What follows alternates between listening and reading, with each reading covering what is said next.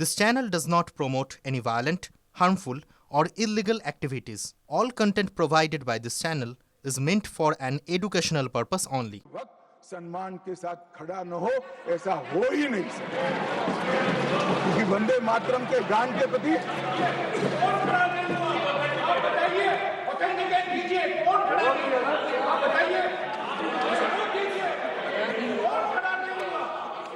आप बैठिए, आप बोथ बैठिए प्लीज, आप बोथ बैठिए प्लीज, बैठिए प्लीज.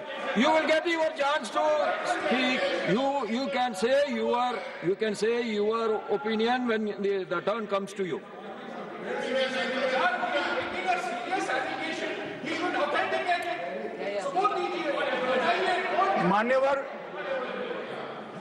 मान्यवर, अरे सुनो तो, बोल क्या करते हो भैया, मुझे सुनो तो. मान्यवर, सम्मानीय सदस्य जी ने कहा है कि कौन कौन कांग्रेस पार्टी के लोगों ने वंदे मातरम नहीं गाने के लिए स्टेटमेंट दिया है और संसद के वक्त बाहर चले गए हैं. मैं इसकी सूची आज शाम होने के पहले सदन के पटल पर रख दूंगा. मेरा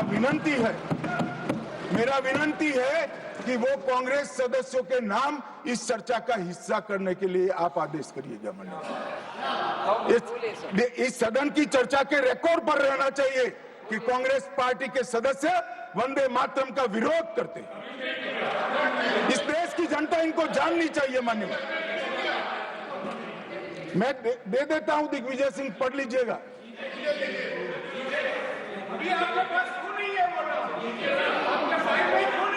मान्यवर,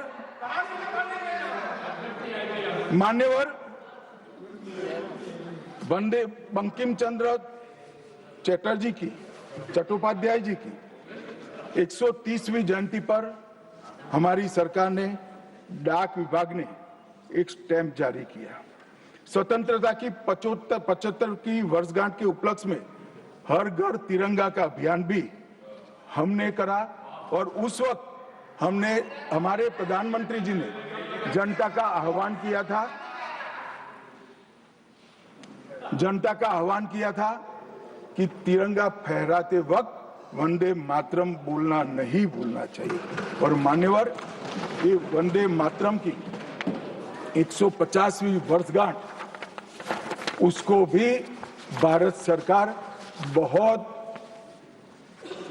अच्छे तरीके से हमने मनाने का तय किया है.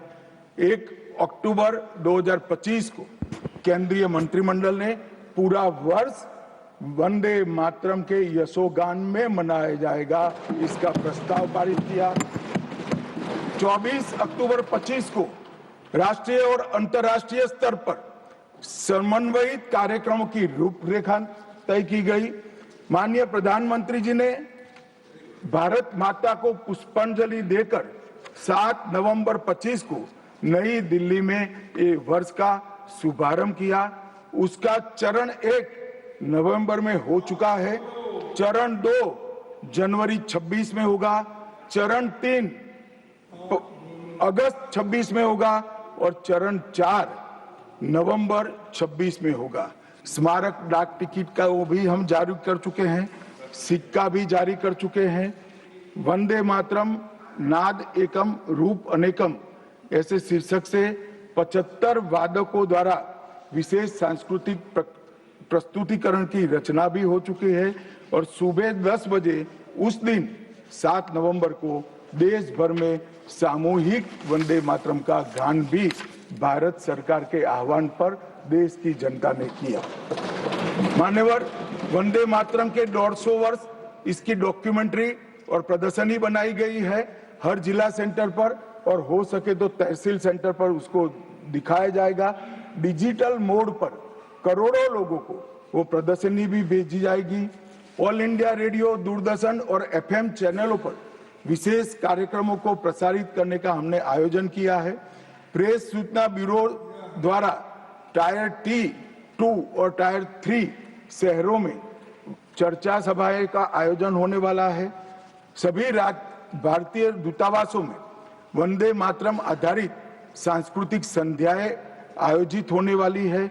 Vande Mataram salute to mother earth के तहत वृक्षारोपण अभियान चालू है. हाईवे पर देशभक्ति आधारित वंदे मातरम के इतिहास को दर्शाते हुए भित्ति चित्र भी हम रखने वाले हैं। रेलवे स्टेशन और हवाई अड्डों पर एलईडी डिस्प्ले के माध्यम से सार्वजनिक घोषणा भी होगी और वंदे मातरम और बंकिम चंद्र चट्टोपाध्याय जी पर 25 लघु फिल्में 1-1 मिनट की बनाने का भी हमने शुरुआत कर लिया है। मान्यवर, देश के प्रधानमंत्री जी ने लाल किले से अमृत काल के लिए पंच प्रण की घोषणा की थी। इसमें एक, जब देश आजादी की शताब्दी मनाता हो उस वक्त विकसित भारत का लक्ष्य हमने तय करना है। गुलामी की हर मानसिकता से मुक्ति प्राप्त करनी है। अपनी विरासत पर गर्व लेना है। देश की एकता और एकजुटता और अखंडितता को हमें संभाल कर रखना है और नागरिकों में कर्तव्य की भावना को हमें आगे बढ़ाना है।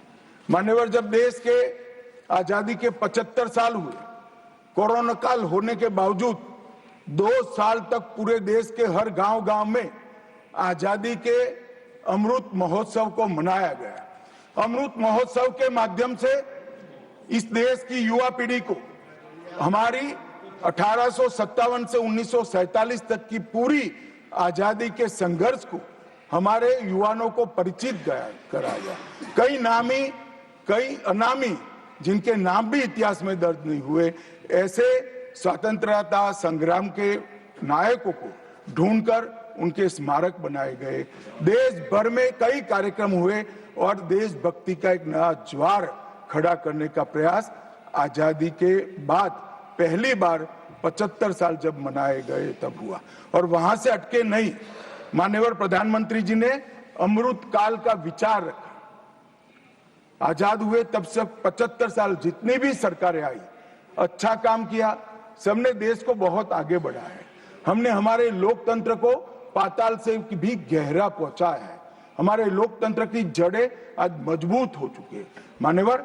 मगर 75 से 100 साल का एक कालखंड अमृत काल के रूप में इसका नामकरण प्रधानमंत्री नरेंद्र मोदी जी ने करा और देश के युवाओं के सामने एक संकल्प रखा